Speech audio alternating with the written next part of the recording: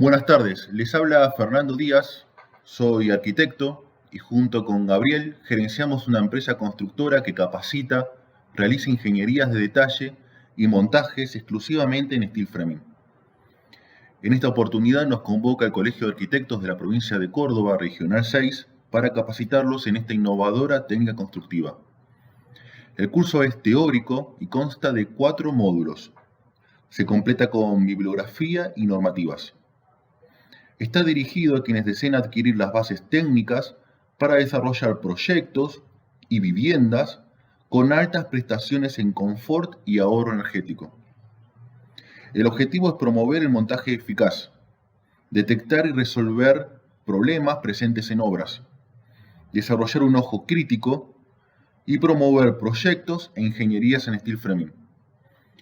Iniciamos todos los viernes a las 18 horas. A lo largo de este curso se desarrollará cada componente del sistema siguiendo el proceso lógico de montaje de una obra. Tendremos una instancia donde responderemos consultas y consensuaremos soluciones factibles frente a los inconvenientes que puedan surgir desde el diseño, la ingeniería y el montaje.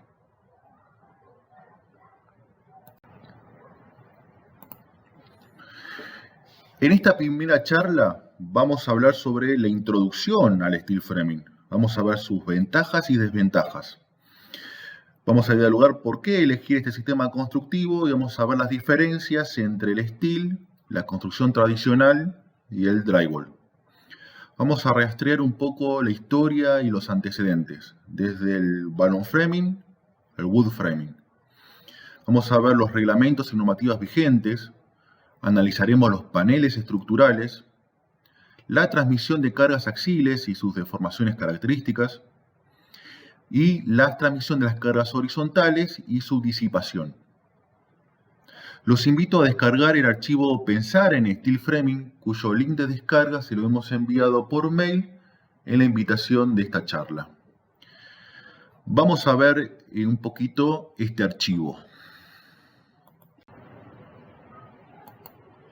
En este documento establecemos una postura de cómo proyectar y montar una vivienda de 130 metros cuadrados. Hablamos un poquito sobre nuestra experiencia con los clientes, donde para ejemplificarlo lo separamos en 3 casos.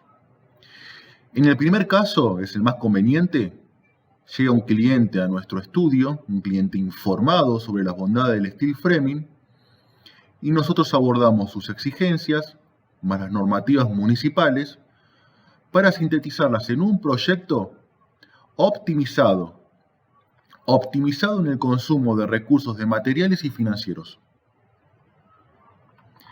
En el segundo caso, que es un caso intermedio, el cliente desea las bondades del steel framing, pero lo encara con un profesional que no conoce la técnica.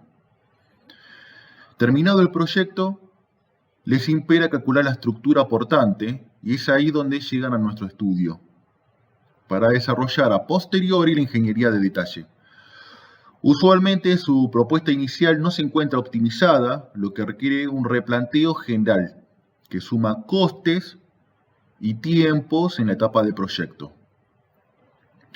El tercer caso es el peor de los escenarios y es muy común. Es cuando el cliente aborda su proyecto y el montaje con personal no idóneo. Su inversión a raíz de las faltas acumulativas desde el proyecto no logran los resultados deseados. Lamentablemente toma conciencia de su error tiempo después de finalizada la obra, cuando se presentan las patologías, que por lo general son irreversibles. Es ahí cuando acuden a nuestro estudio con la intención de reparar su vivienda, lo que consume muchísimo más tiempo y lamentablemente también mucho más recursos. En este documento también hablamos de la importancia de los estudios preliminares, desde el estudio de suelos hasta la ingeniería de detalle. Importantísimo.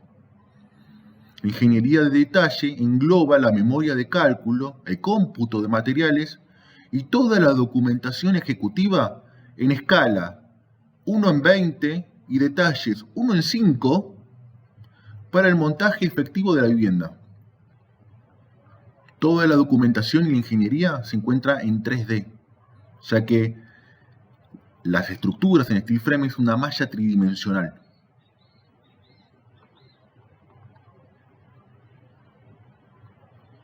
Hablamos también de los resguardos a la hora de la conducción técnica y de la importancia de confeccionar pliegos generales y particulares.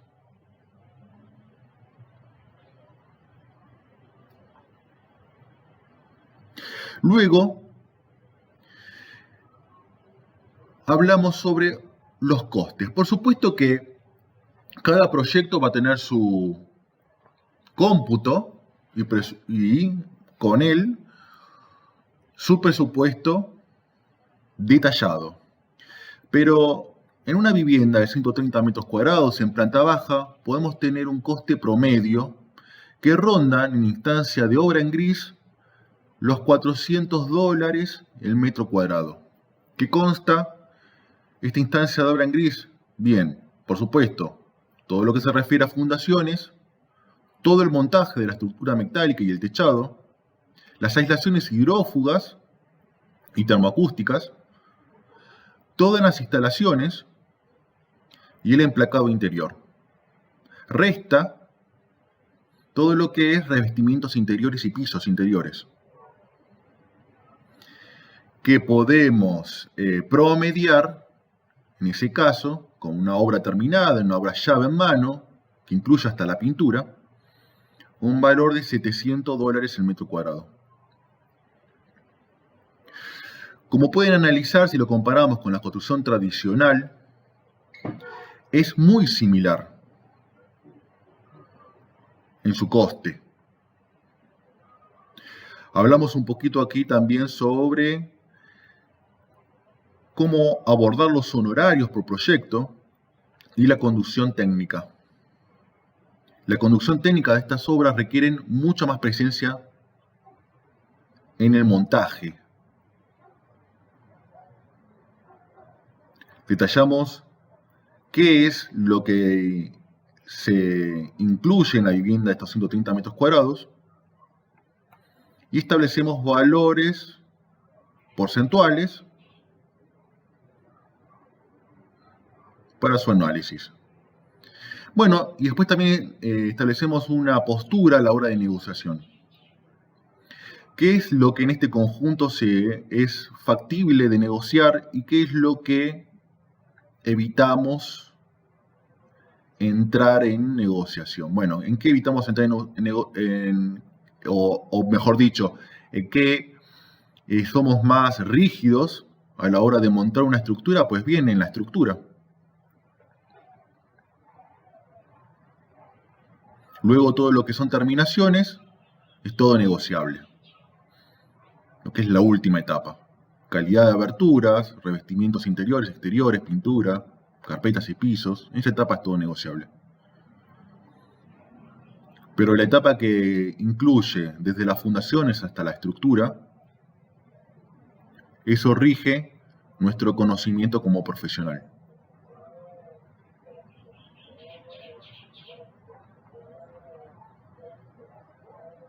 Y aquí hacemos una comparativa de costes del steel framing con el de mampostería, donde vemos que el coste del steel framing en promedio es muy similar, poquito menor. Claro está que si el proyecto va a tener terminaciones interiores de mejor calidad, este coste se va a disparar. Bueno, espero que este documento les sea útil y cualquier consulta van a encontrar en este QR los datos de la empresa en las redes donde me van a poder realizar o enviar todas sus dudas.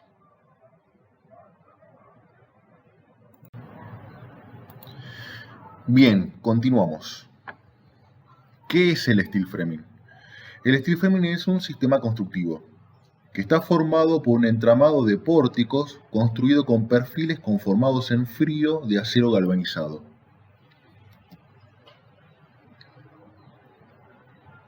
Cual gigantesco juego mecano, todos sus componentes se atornillan y en conjunto con las rigidizaciones horizontales y verticales, va a adquirir su capacidad portante de diseño.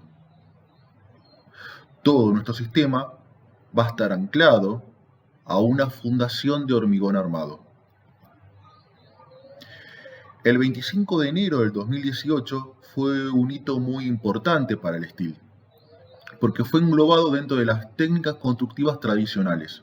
Y esto nos libera de gestionar el certificado de aptitud técnica, el CAT, que se exige aún hoy a aquellos materiales y sistemas constructivos que no están regidos por normas, reglamentos o disposiciones nacionales, etc.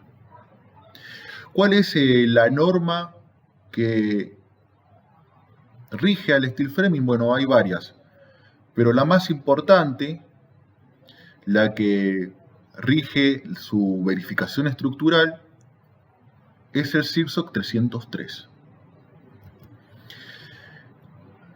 que nos habla que este tipo de estructuras son del tipo PR, parcialmente restringidas. ¿Y por qué? Bueno, como todas sus uniones son atornilladas, la norma supone que no tienen suficiente rigidez como para mantener invariables los ángulos entre las barras que a ella concurren. Es decir, que la considera un entramado de barras biarticuladas, barras simplemente apoyadas, por lo cual deben proyectarse para resistir cargas gravitatorias mayoradas y cargas laterales mayoradas también. Por ende, en un pórtico vamos a tener cargas gravitatorias mayoradas, una combinación de cargas gravitatorias mayoradas, aquí tenemos el ejemplo, donde tenemos 1.2 veces el peso propio, más 1.2 veces la carga muerta, más 0.5 veces la sobrecarga de cubierta. Cargas gravitatorias combinatorias, en su combinación, mayoradas. Más debe soportar las cargas laterales mayoradas. El diagrama de esfuerzo, vamos a tener que los momentos van a ser cero en las uniones, mientras que su cortante va a ser máxima en las uniones. Cuando veamos los detalles del entrepiso y cubierta, vamos a ver los elementos que se deben colocar en cada una de estas barras para poder absorber estos esfuerzos.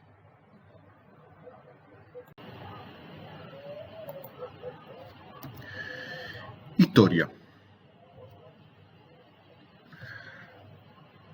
Al inicio del siglo XIX, la conquista del oeste americano desata la demanda de viviendas. Una incipiente industria cerradera y una masiva disponibilidad de mano de obra poco calificada se amalgama en conveniencia y nace la técnica constructiva balloon framing, que utiliza montantes de dimensiones de 2 por 4 pulgadas y de 2 por 6 pulgadas, a una distancia regular y fijada con clavos. El primer edificio data de 1832 y fue un depósito en Chicago. Un año más tarde se construye una iglesia en la misma ciudad. El nombre balloon framing hace referencia a la liviandad y al vacío que genera el entramado de madera. Significa literalmente una estructura de globo y en su época burlonamente vaticinaban que a este innovador sistema constructivo un fuerte viento le iba a hacer volar. Fue más barato, fue más rápido y solo necesitaba 2 trabajadores con habilidades rudimentarias. Una tabla diagonal o brace o bracing le aseguraba una resistencia contra las acciones horizontales de viento. Y un segundo entramado de tablas machimbradas en el exterior lo protege contra la acción climática. Aquí lo podemos ver en esta vivienda desmontada. Las montantes de este sistema constructivo tienen la altura total del edificio, que generalmente son de 2 plantas. Por lo tanto, las vigas del entrepiso se fijan en forma lateral, descargando sus esfuerzos de manera excéntrica. Cada montante es calado para alojar los elementos de arrostramiento horizontal y diagonal.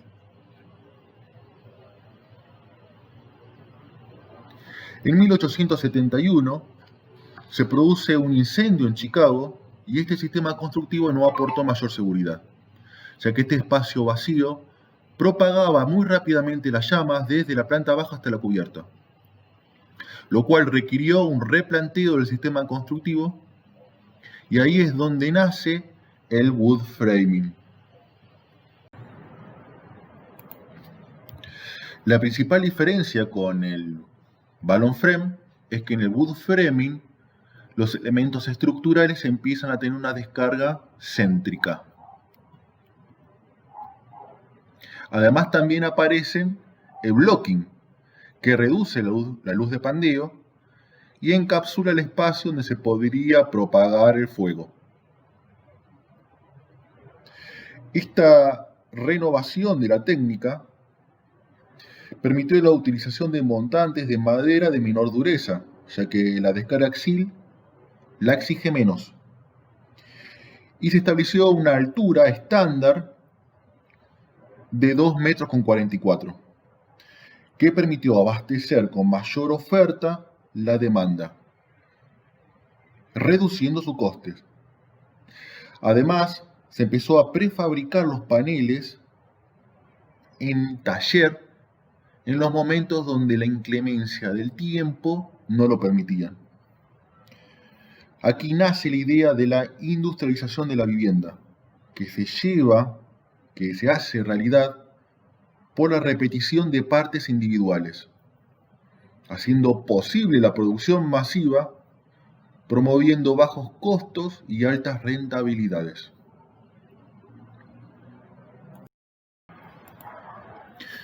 Bien, y aquí tenemos un ejemplo de una vivienda montada en wood framing.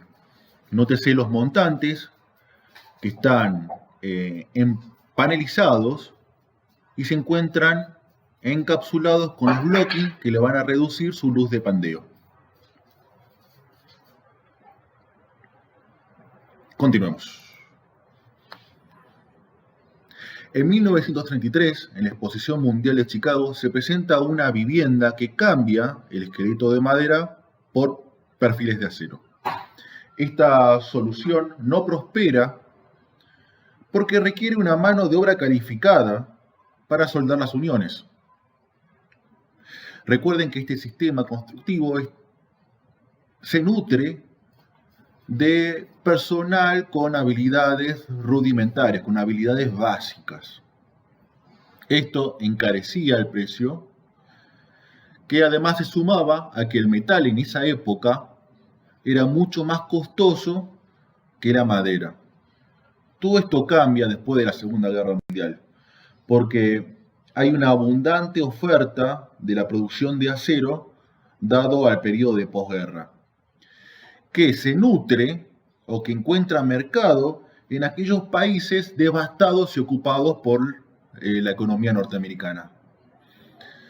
Entonces, esta idea viaja a Japón, donde se desarrolla los perfiles de sección abierta y el tornillo autoperforante. Y es ahí donde los avances tecnológicos junto con la placa de yeso empieza a dar forma a lo que hoy conocemos como el steel framing. El steel framing tiene una historia, y esa historia está marcada por la utilización de los avances tecnológicos más una mano de obra con habilidades básicas. Es el obstinado sentido de su propio destino. Recuerdo que en una de nuestras charlas en Mina Clavero, un colega me indagó acerca de que en la zona no había personal idóneo en la técnica constructiva, por lo tanto él veía imposibilitado el desarrollo del steel framing allí por Mina Clavero. Y yo le respondí en aquel momento: Pues bien, es una gran oportunidad, porque no es necesario tener un personal que conozca o un personal con habilidades para el steel. Lo que es necesario es tener el profesional que sí conozca de la técnica y cada uno de sus encuentros y que dé órdenes repetitivas y simples a su personal en obra para el montaje. El steel framing tiene una manera singular de resolver cada uno de los encuentros, pero esa manera singular es simple y es repetitiva.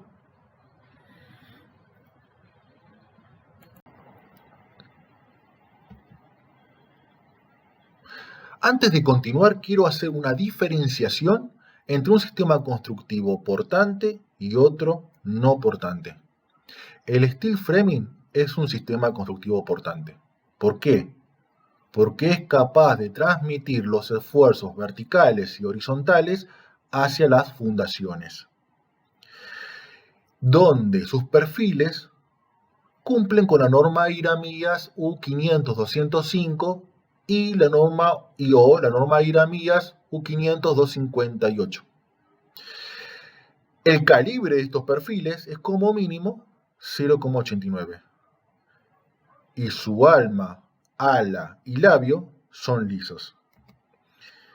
Y lo voy a diferenciar del sistema constructivo no portante que nosotros conocemos en Argentina como Durlock, pero su nombre correcto es Drywall, que utiliza perfiles que son similares, perfiles C y perfiles U, son similares al steel framing, pero tienen labio, ala y alma rugosas y con un calibre máximo de 0,52 milímetros.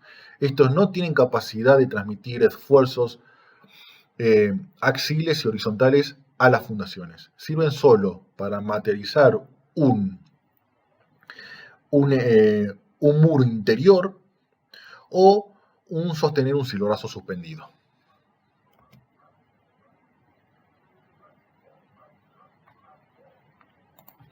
Ventajas. El steel framing es un sistema constructivo eficiente, es rápido y es sustentable. Es eficiente porque emplea componentes normalizados, estándares y disponibles en todo el país. Es rápido porque es capaz de montarse con ligereza y facilidad, reduciendo desviaciones y costos indirectos. Y es sustentable porque consume significativamente muy pocos recursos para su montaje y consume muy poca energía para mantener niveles de confort interior. Y esto se debe a que es un sistema multicapa. Está compuesto por diferentes capas térmicas, acústicas e hidrófugas que van a establecer un valor de transmitancia térmica del nivel A, es decir, inferior a 0,45 watts sobre metros cuadrados Kelvin, que sugiere la norma 11605. Esto nos da una gran ventaja con respecto a la construcción tradicional, ya que en un espesor de tabique de 15 centímetros verificamos una transmitancia que nos lleva a llegar a niveles más elevados de la clasificación de una vivienda según la norma IRAM 11900, que es la norma de etiquetado de eficiencia energética de calefacción para edificios. ¿Y esto a qué se debe? A que no se pierde el calor necesario para mantener los niveles de confort a través de los parapetos. Esta norma, si bien todavía en Córdoba no es una obligación, sí lo es en Santa Fe. Lo fue a partir del año pasado. Y es una ventaja que tiene el steel framing versus la construcción tradicional.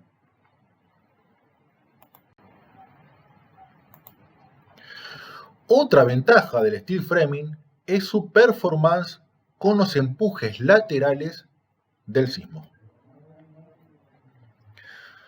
Son estructuras sismorresistentes, ya que tienen la capacidad de resistir el impacto de sismo, protegiendo las vidas y los bienes. Y esto se debe a que nuestra construcción en steel framing va a tener una masa reducida. Por ende, ante un mismo sismo, ante una misma aceleración de sismo, con una masa reducida, voy a tener una fuerza inercial menor que disipar. Mientras más liviana la construcción, menor fuerza sísmica a transmitir.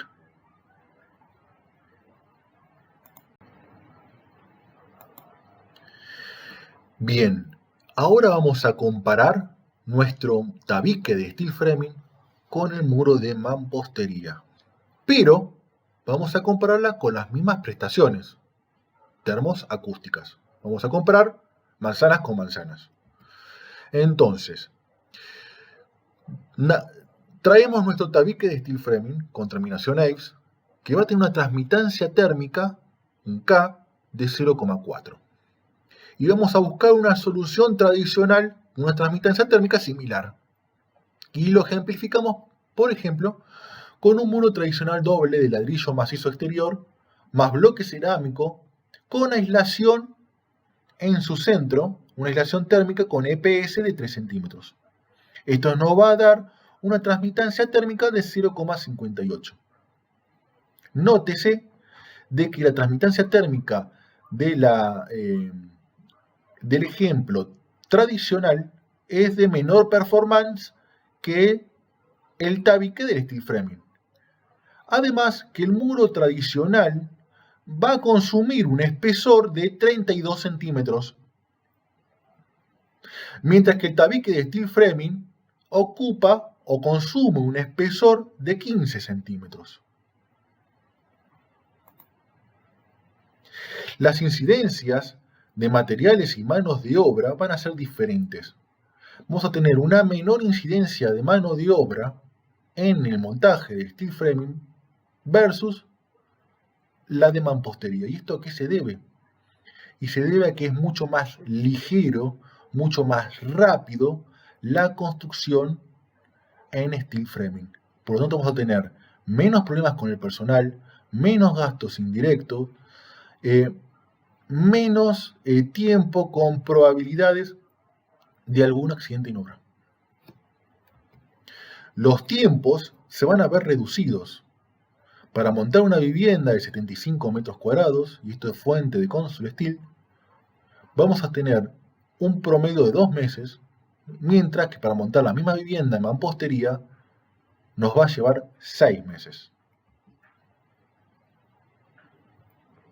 En resumen, como comparativa entre los dos sistemas constructivos con mismas o casi las mismas performance, vamos a tener que con el steel framing vamos a construir más rápido, logrando alta calidad de terminaciones y confort. Alta calidad de terminaciones se refiere a que estamos utilizando elementos normalizados y estandarizados, que van a venir siempre de la misma calidad. Vamos a aprovechar al máximo la superficie construida, ya que al materializar un tabique de steel framing que tiene 10 a 12 centímetros menos que su homólogo en tradicional, esos centímetros van a ser espacio útil interior. Y en una habitación de 3 metros por 3,60, pasarla a 3,20 por 3,80, 10 centímetros de cada lado que se ganan, es significativo. Se reduce la incidencia de mano de obra y gastos indirectos. Esto se debe a que como es más ligero, más rápido de montar, vamos a pagar menos jornales, menos gastos indirectos en transporte, viandas, etc. Baños químicos. Y dada la velocidad también, y esto es importante en nuestro contexto económico, las ganancias previstas se obtienen en menor tiempo. De alguna manera, ganándole un poquitito a la inflación. Bien, vamos a continuar indagando sobre la estructura portante, sobre el esqueleto de nuestro sistema constructivo. Vamos a hablar sobre las barras que conforman el sistema. Y aquí tenemos dos tipos de perfiles. El clásico y ya antiguo sistema de perfiles de sección continua, bajo norma IRAM U500-205, y los nuevos perfiles de sección variable, bajo la norma IRAM U500-258. Estos perfiles de sección variable es la última tecnología aplicada en el steel framing y está disponible en Córdoba. Vamos a ver su comparativa. Empecemos con los perfiles, el grupo de perfiles de sección continua, donde en este sistema tenemos dos tipos de secciones: el perfil PGC o montante y perfil PGU o solera. PGC hace referencia a perfil galvanizado de sección C. PGU, perfil galvanizado de sección U. El PGC o montante es el elemento indicado para transmitir las cargas a la fundación. Por eso su nombre, montante. Mientras que el perfil PGU o solera va a tener como fin evitar la rotación en los extremos del perfil montante. Y esto lo logra siendo que el perfil PGU es ligeramente más ancho y permite su encastre. El perfil PGC respecto al perfil PGU tiene este pliegue adicional, que se lo denomina rigidizador o labio, que apenas va a tener unos 15 milímetros. 15 milímetros. Y va a ser de apoyo al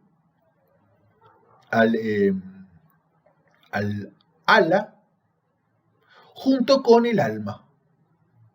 Es decir, el ala del perfil montante PGC va a tener dos apoyos: el alma y el rigidizador, haciendo que ante una solicitación de cargas soporte mayores antes de entrar en un pandillo localizado. Por eso este perfil PGC va a resistir comparativamente mayores cargas respecto al perfil PGU. Continuemos. Los perfiles de sección variable son todos perfiles galvanizados de sección C, tanto en su rol de solera como de montante. Y ustedes se preguntarán, pero si son todos perfiles C, ¿cómo encastra un perfil C en el otro? Pues bien, el perfil C tiene un pisado, se le genera un pisado en el elemento montante para reducir su ancho de alma, y el elemento perfil C, cuando trabaja como solera, se le produce un calado para poder recibir a ese elemento. Es por eso que se le denominan perfiles de sección variable. Es porque su sección a lo largo de la barra varía con pisados o varía con cortes en su labio.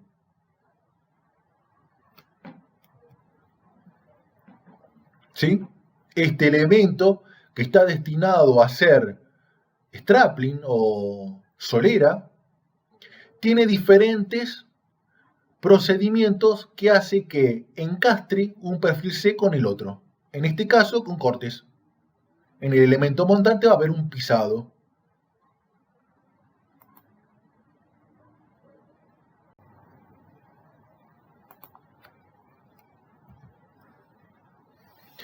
La protección tipo catódica o protección por sacrificio o galvanizado, se compone de dos capas.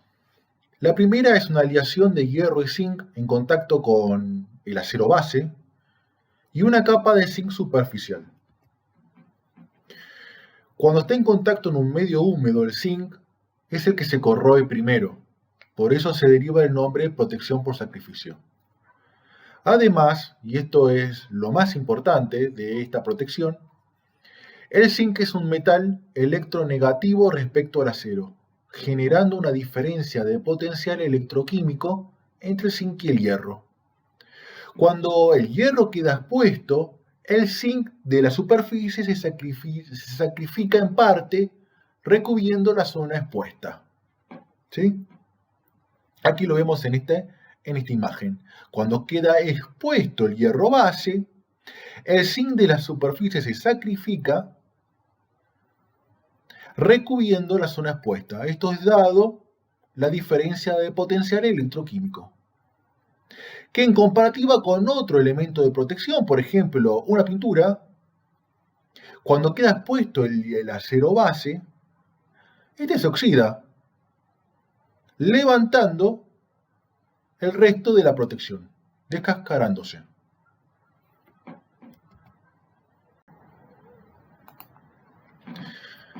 Bien, les voy a compartir una experiencia con los perfiles de sección variable. En este caso, tenemos una ampliación de una vivienda unifamiliar. Esta ampliación es en dos plantas, en donde en la planta baja va a haber un espacio de uso múltiple con un baño, y en la planta alta van a haber dos habitaciones. La fundación es una platea y se optó por el servicio que nos dieron de fábrica del prearmado de los paneles. Por lo tanto, trajimos todos los paneles prearmados. Al tener todos los paneles armados, el encuadre y replanteo fue muy rápido y muy sencillo. Por supuesto que para poder lograr esta exactitud hubo previamente una ingeniería de detalle. Toda la estructura se terminó de montar en 4 jornadas, incluyendo la rigidización de los paneles horizontales de entrepiso y cubierta. En 4 jornadas teníamos toda la estructura montada. Veamos algunos detalles. Vean cómo el perfil montante tiene pisados para poder encastrarse dentro del mismo perfil PGC que cumple de función de solera. Y el perfil PGC que cumple función de solera va a tener también su calado. Vean también que con esta innovación, con este adelanto de la técnica, el elemento strapping, que es este elemento horizontal a media altura, a media luz de los montantes, cuya función va a ser reducir la luz de pandeo, ya vamos a ver más en detalle el día de hoy a qué me refiero, no es un fleje, sino es otro perfil PGC, dándole una mayor rigidez a este sistema, a estos paneles. Otra característica de los perfiles de sección variable son sus perforaciones, son un punch, que son redondas. Y esto se debe también a que su alma, en este caso es de 90 centímetros. Veamos más detalle.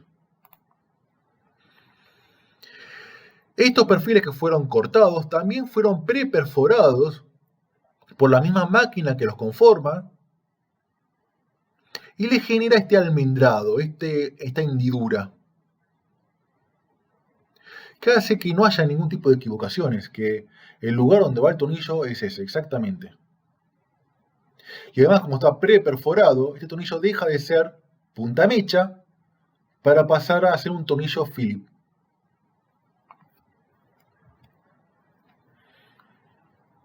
Noten los detalles de encuentros. Noten como también la máquina alinea todas las perforaciones, inclusive en las diagonales.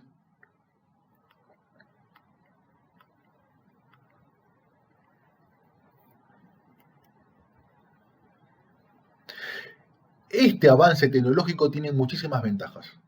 La principal es que el desperdicio de metal en obra es cero, porque esto ya viene todo preconformado desde fábrica, ya sea como panel armado o todo el panel desarmado en formato de un kit, como si fuese un mueble para armar del Easy.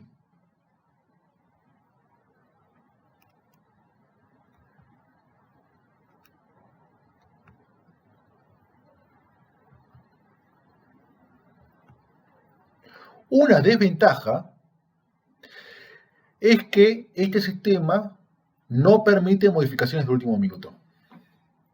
Es decir, si yo tengo esta abertura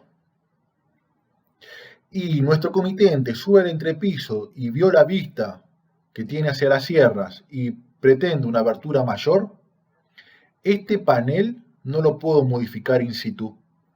Tengo que pedir uno nuevo a fábrica. Y este panel es un desperdicio. Por eso que es importantísimo, si vamos a optar por utilizar los perfiles de sección variable, realizar una ingeniería de detalle exhaustiva.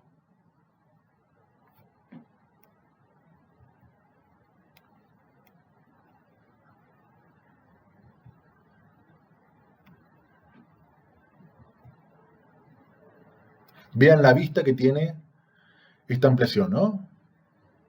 Esto es San Antonio de Redondo, muy cerquita de Carlos Paz.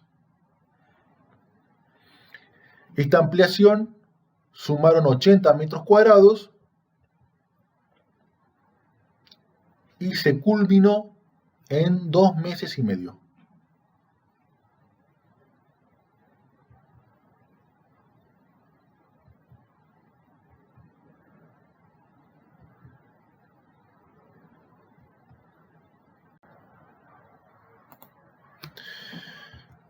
Perforaciones o punch. Vamos a indagar un poquito qué nos impone la norma a la hora de perforar el alma de un montante. Nos dice que la máxima perforación posible o permitida en el alma de una montante va a tener dimensiones de 38 milímetros de ancho por 100 milímetros de alto, que va a estar separada desde la base hasta el eje de la perforación 300 milímetros, como mínimo, puede estar más. Y que va a haber una separación entre punch de eje a eje, como mínimo 600 milímetros. Puede haber más, pero no menos. Ahora bien, esta perforación que es ovaloide y es característica de los perfiles de sección continua, puede ser materializada con una única perforación circular de 38 milímetros, que aproximadamente es el diámetro de una canalización de 3/4, o puede ser una perforación in situ en forma de diamante, sin superar las dimensiones máximas establecidas ni acercarse más de 600 milímetros de eje a eje.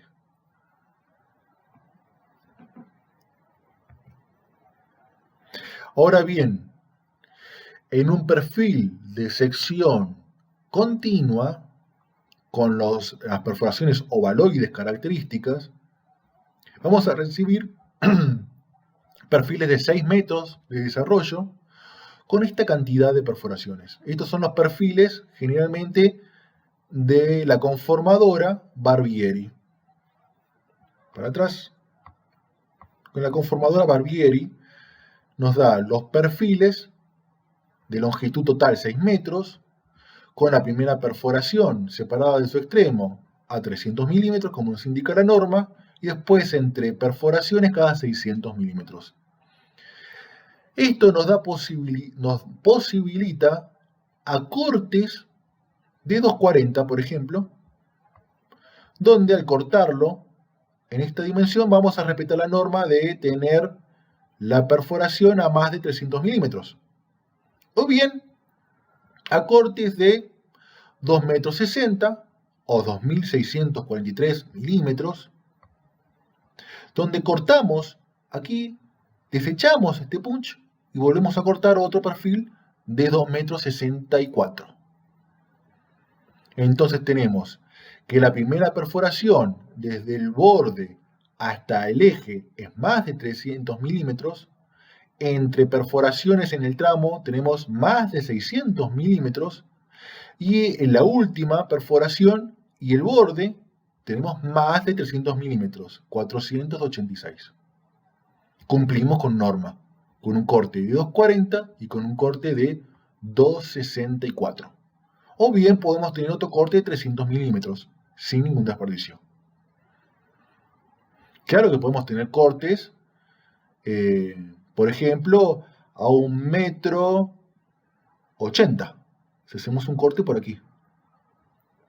Bien.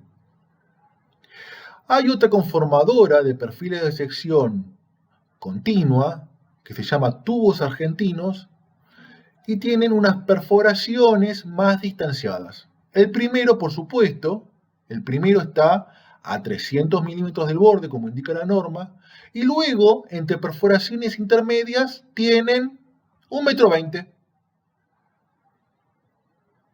Esto nos permite unos mismos cortes, pero la barra nos va a salir con menos perforaciones. Y nos permite también jugar con medidas intermedias, cosa que aquí, por tener una perforación, nos limita y nos genera más desperdicio.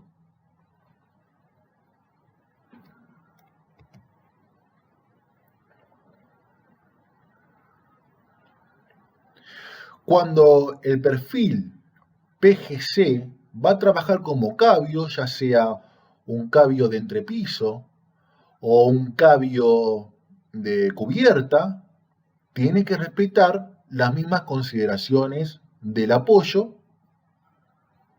Desde el apoyo se toma aquí, este es el apoyo del perfil, y la distancia del punch.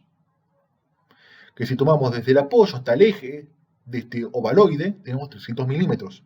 O bien desde el apoyo hasta el borde del ovaloide, 254. Y la separación entre perforaciones, como mínimo 600 milímetros.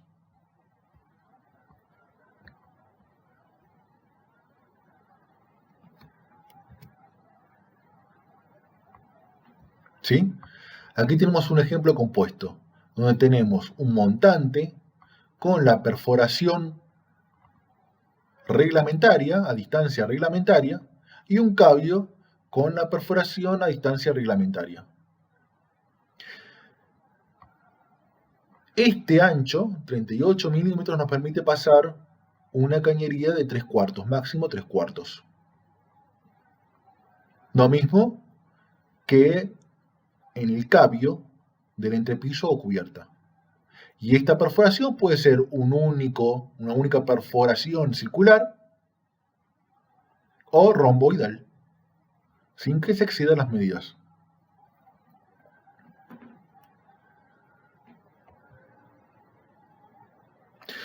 Cuando en nuestro diseño no podemos respetar esa distancia entre el apoyo y el eje de la perforación de 300 milímetros, esta perforación debe ser rigidizada con un corte del mismo perfil del cabio, atornillado alma con alma. Este corte va a tener unos 200 milímetros de longitud.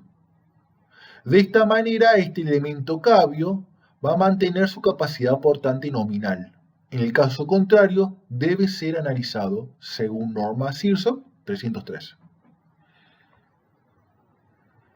Lo mismo si vamos a abrir una perforación in situ.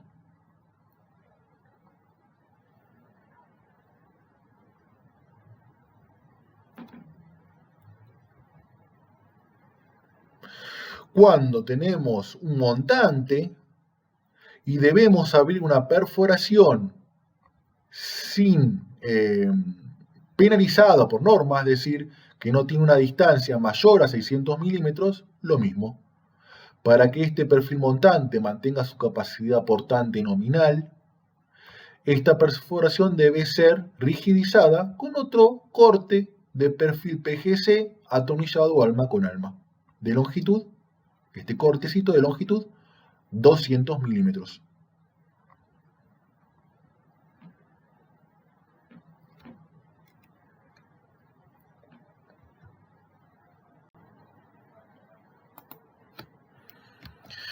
Bien, el concepto principal del steel framing es dividir la estructura en una gran cantidad de elementos, de manera de que cada uno resista una porción pequeña de la carga total. Así, es posible utilizar elementos más esbeltos, más livianos y fáciles de manipular, transmitiendo las cargas verticalmente, de forma axial, por contacto directo a través de sus almas, estando sus secciones en coincidencia. Eso es inline framing, es el concepto principal de este sistema constructivo. Y se materializa de la siguiente manera, alineando todos los elementos estructurales que componen nuestro proyecto, desde la cubierta hasta la fundación. De esta manera, las cargas que viajan desde la cubierta por el perfil de la planta alta van a descargarse y sumarse a las cargas que viajan desde el entrepiso hasta los perfiles de la planta baja, todos alineados y en contacto. De esta manera no tenemos ningún tipo de excentricidad.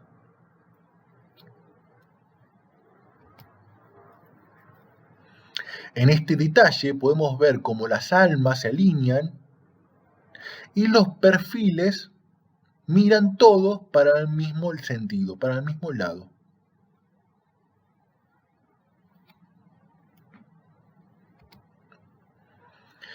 Pero atención, ¿qué pasa cuando nuestros elementos no están en línea?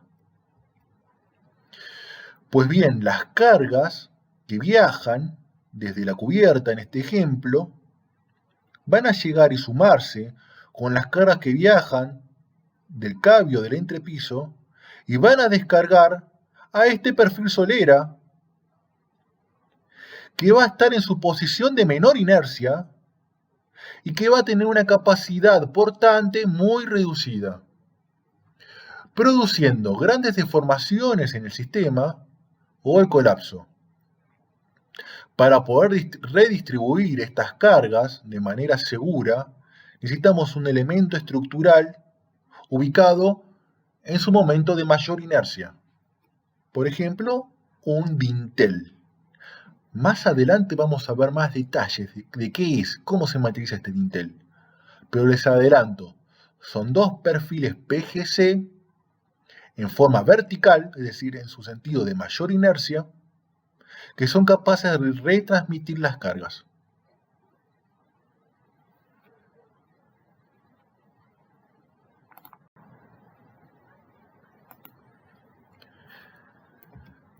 Para poder materializar este inline framing, vamos a necesitar de la ayuda de una grilla de referencia. Esta grilla de referencia es tridimensional,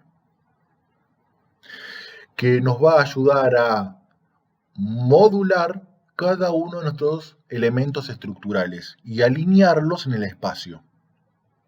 La separación máxima es de 600 milímetros y esta está dada por la capacidad portante del montante y por la cantidad de perfiles necesarios para poder atornillar una placa de revestimiento.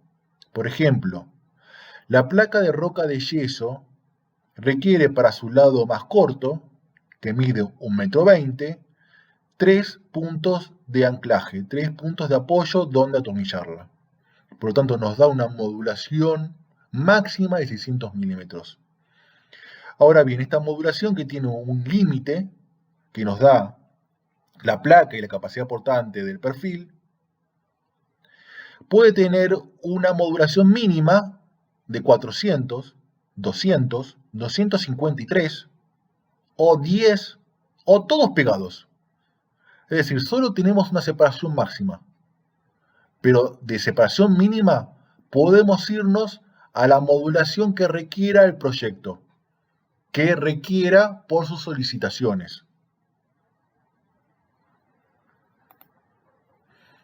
Con esta grilla tridimensional vamos a ir alineando todos los elementos estructurales, de manera de que los cabios de la cubierta se encuentren alineados con los montantes de la planta baja.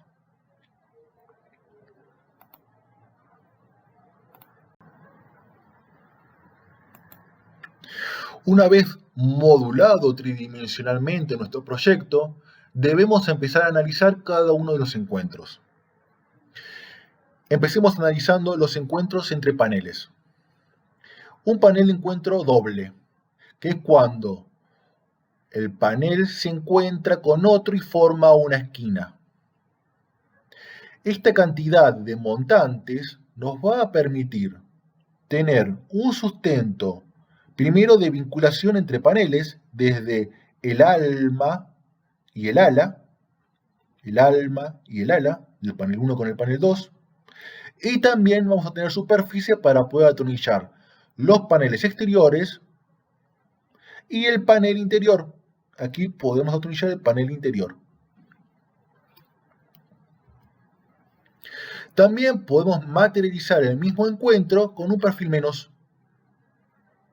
De manera que tenemos un encuentro entre paneles de alma y un ala, solo un ala.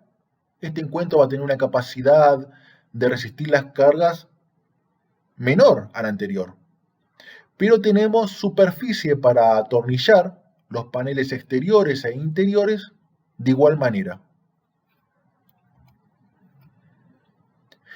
Luego podemos analizar los paneles de encuentro triple, donde tenemos un panel que va a encontrar en forma de T un segundo panel, donde vamos a atornillarlos, los paneles, entre el alma y el ala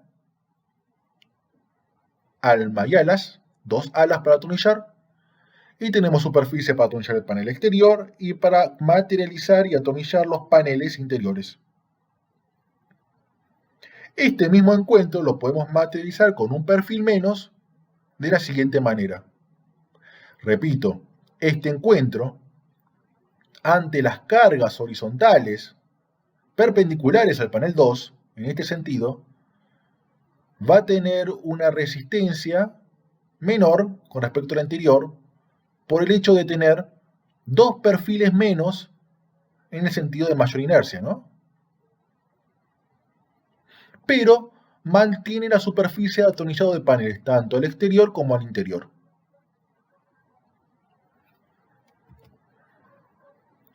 Así también podemos analizar un encuentro cuádruple, también atornillando almas con alas. Aquí no hay forma, o aquí tenemos una capacidad reducida, o no tenemos forma de reducir perfiles. Necesitamos toda esta cantidad de perfiles para este tipo de encuentros.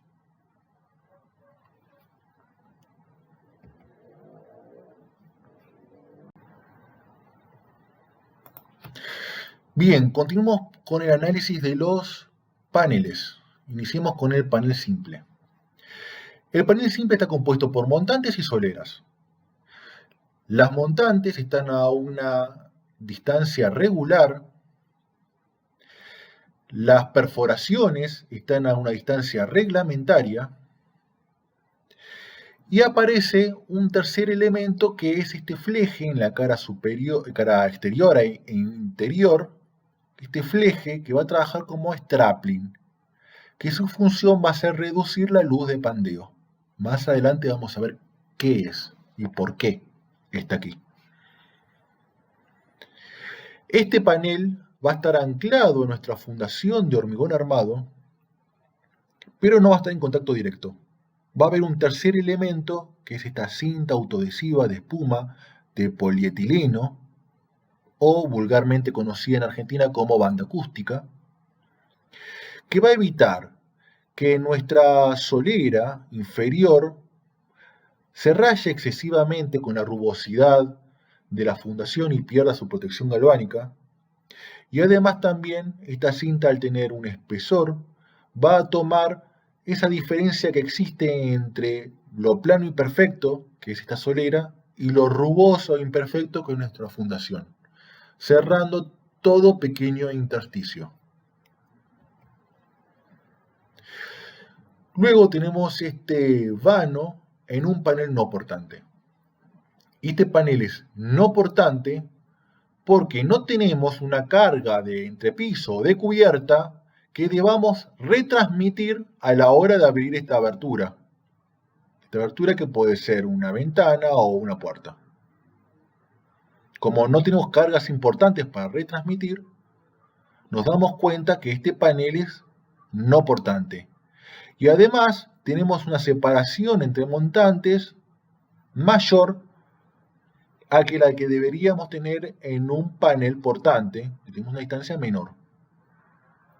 Por supuesto está compuesto por montantes, con perforaciones a distancia reglamentaria, con una solera superior de panel, una solera inferior de panel, y se le agregan la solera inferior de vano, la solera superior de vano, el clipper superior, el clipless inferior, que no es más que la montante que se corta, y estos recortes que nos van a servir de apoyo para poder vincular las soleras de vano con la montante.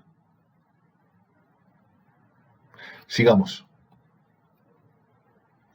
Veamos el detalle de cómo esta solera de vano va a vincularse a la montante a través de este recorte. Este recorte va a estar atornillado alma con alma, mientras que la solera se va a atornillar ala con ala.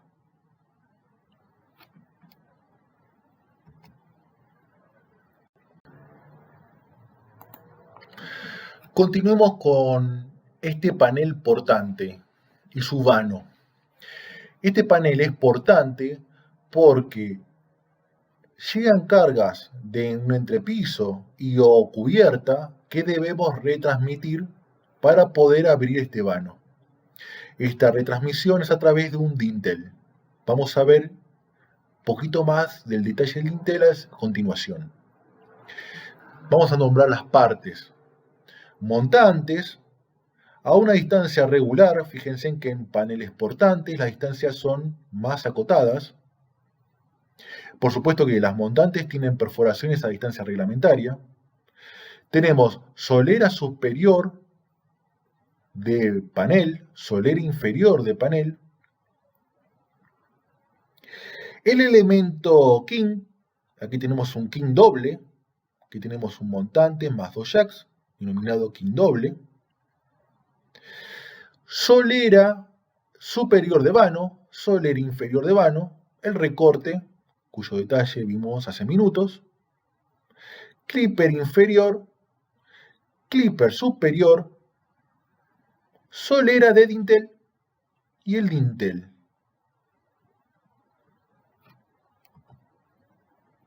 Dintel, aquí lo vemos en un corte. ¿Cómo es el dintel?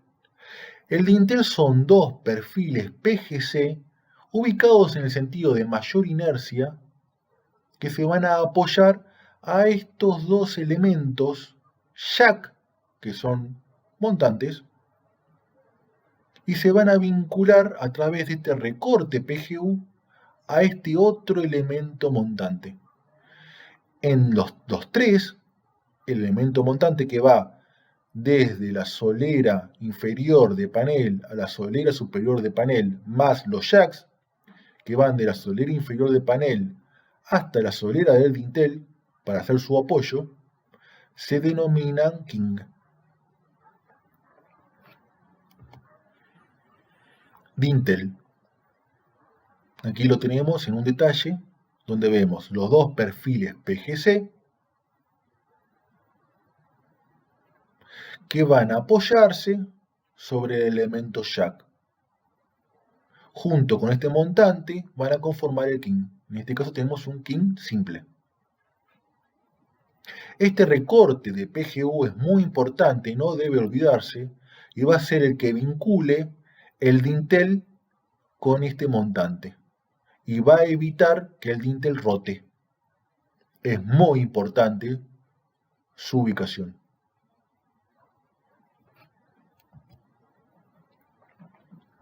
Este dintel de 2 PGC se lo denomina dintel tubo, porque generan un tubo.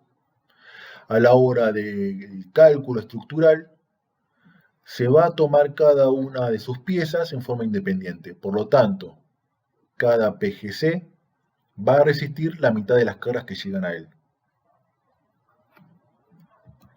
Mientras que también podemos materializar un dintel con una configuración en I. Esta configuración en I toma las cargas como un único elemento. Va a estar vinculado al montante a través de un conector.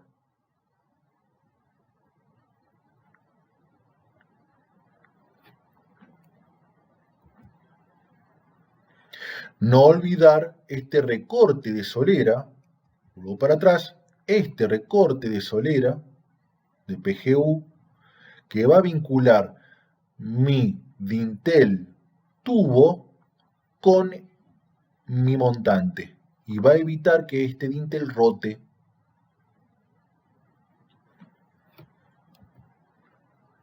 Este recorte va a ser igual al alto del dintel menos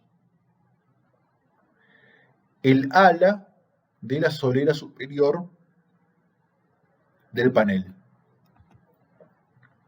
Este recorte va a ser igual al alto del dintel, al alto del alma del dintel, menos el desarrollo del ala de la solera superior del panel. ¿Sí?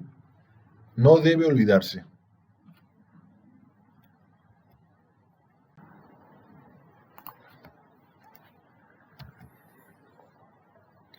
En este detalle constructivo podemos observar cómo el dintel va a retransmitir sus cargas a las piezas denominadas jacks, a izquierda y a derecha. Por supuesto que la cantidad de jacks, el calibre de estas piezas, va a estar sujeta a una verificación estructural. Pero podemos establecer una condición empírica. Digamos que por cada montante cortada para abrir una abertura, debemos reemplazarlo por la misma cantidad de jacks de cada lado. Es decir, si cortamos una montante, debemos colocar medios jacks a izquierda y a derecha. Por supuesto que no tenemos posibilidad de colocar medio perfil, por lo tanto aquí tenemos un perfil completo. Un jack a izquierda y otro a derecha. Así es que cuando cortamos dos montantes, esta montante cortada se reemplaza por este jack. Y así en el otro sentido. Este dintel va a apoyar en por lo menos un jack de cada lado. Cortamos tres montantes, por lo tanto debemos reemplazar una montante y media a izquierda y una montante y media a derecha. Repito, como no tenemos media montante, medio jack, colocamos un jack completo.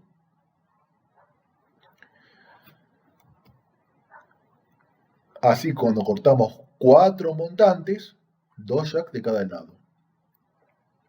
Nótese esta línea gris que indica la porción de carga que debe absorber esta solera inferior, al igual que esta solera superior, esta porción de carga, ante los empujes de viento perpendicular al plano.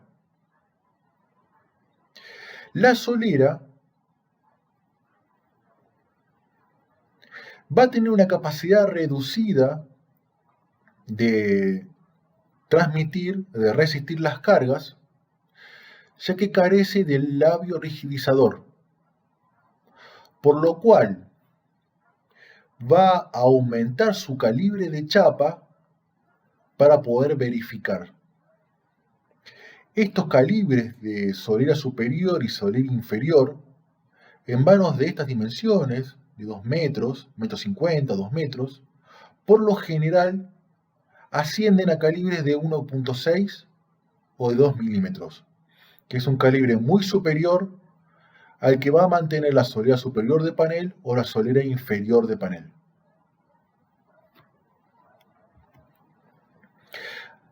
Aquí podemos ver, por ejemplo, que cuando nuestra abertura crece en ancho, los problemas se multiplican.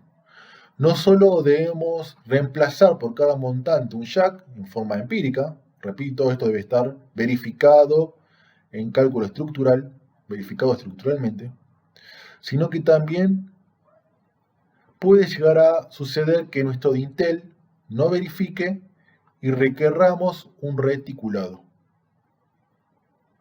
O bien también que nuestra porción de carga que debe absorber esta solera inferior, carga de viento perpendicular al plano, sea tan grande que aumentando el calibre de la solera inferior de vano no alcance y necesitamos colocar una viga simple. La viga simple es un encapsulado de un PGC y un PGU en el sentido de las cargas. En el sentido es perpendicular al plano, cuando está acostado.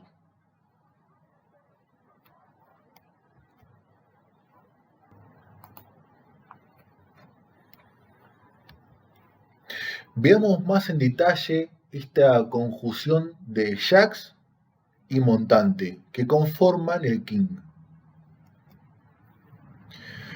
Cuando tenemos un montante y un único jack, porque cortamos uno o dos montantes para abrir nuestra abertura, vamos a conformar un king simple. Cuando tenemos un montante y dos jacks, conformamos un king doble, donde el montante va a atornillarse alma con el primer jack y luego el segundo jack va a estar espejado a este. ¿Cómo se va a vincular un jack con el otro? A través de la solera del dintel. Volvamos para atrás para ver ese detalle. A través de la solera del dintel, estos dos jacks que se encuentran espejados, que no están alma con alma, se vinculan. Por supuesto que también va a aparecer este elemento strapping, este fleje, que también los va a vincular. A la hora del cálculo estructural, cada jack se debe calcular como un elemento independiente, con su reducción de luz de pandeo, por supuesto.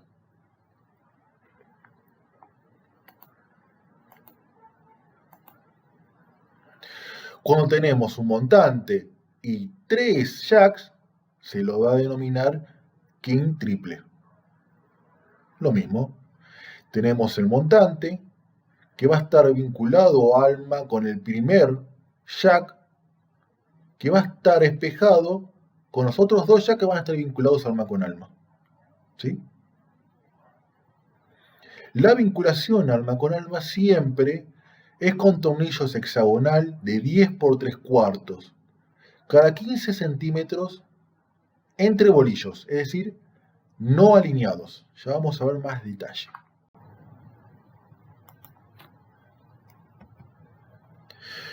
Bien, vamos a analizar el fenómeno de pandeo que se da en los elementos comprimidos y esbeltos.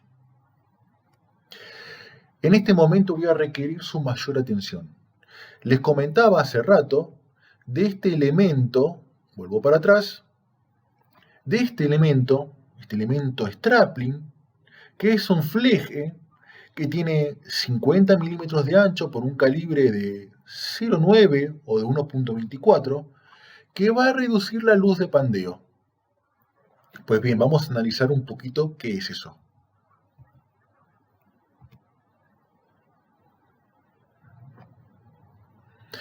El pandeo es un fenómeno que se da en elementos comprimidos esbeltos y que se manifiesta por la aparición de un desplazamiento.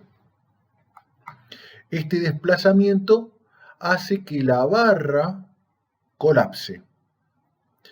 La carga axial crítica va a ser igual a pi por el módulo de elasticidad por el momento de inercia mínimo de la sección por la luz al cuadrado. La luz va a ser la distancia entre apoyos. Pi es una constante, el módulo de elasticidad también lo es, depende de la calidad del metal, y el momento de inercia va a variar muchísimo si es el momento de inercia en el sentido en el eje Y o el momento de inercia en el eje X. Es decir, que esta pieza PGC, montante PGC, que se va a encontrar comprimida, va a pandear, se va a deformar en el sentido Y, ya que el momento de inercia, fíjense que es de 4,32 centímetros a la cuarta, mientras que en el sentido de la X es 28,27 centímetros a la cuarta.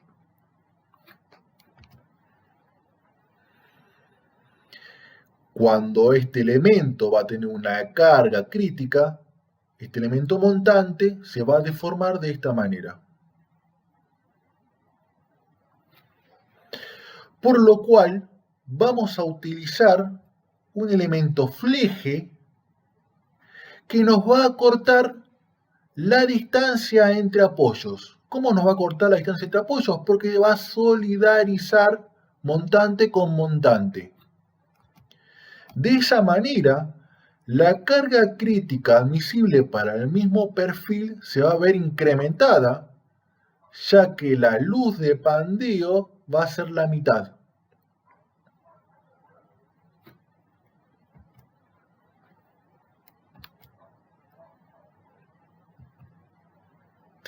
Y la deformación que va a sufrir ese mismo perfil va a ser esta.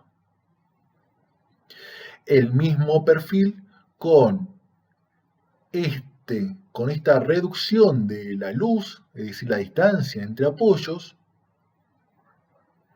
va a ser capaz de resistir mucho más carga.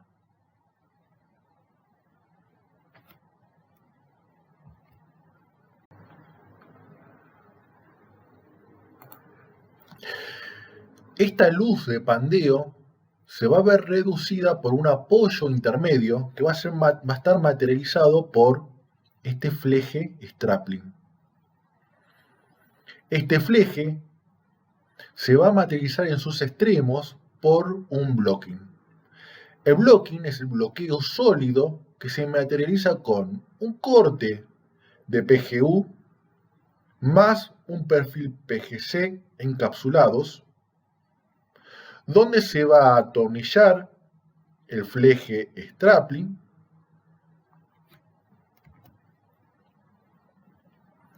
y luego se va a darle tensión a este fleje no debe quedar flojo, para finalmente atornillar y solidarizar todas las montantes. De esa manera se reduce su luz de pandeo.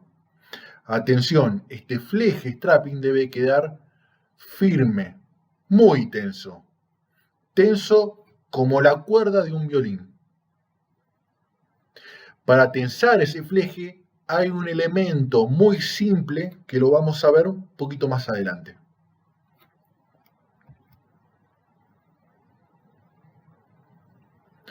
Bueno, hasta aquí. ¿Tenemos alguna consulta? Por favor, si me pueden ir escribiendo y las vamos respondiendo en vivo.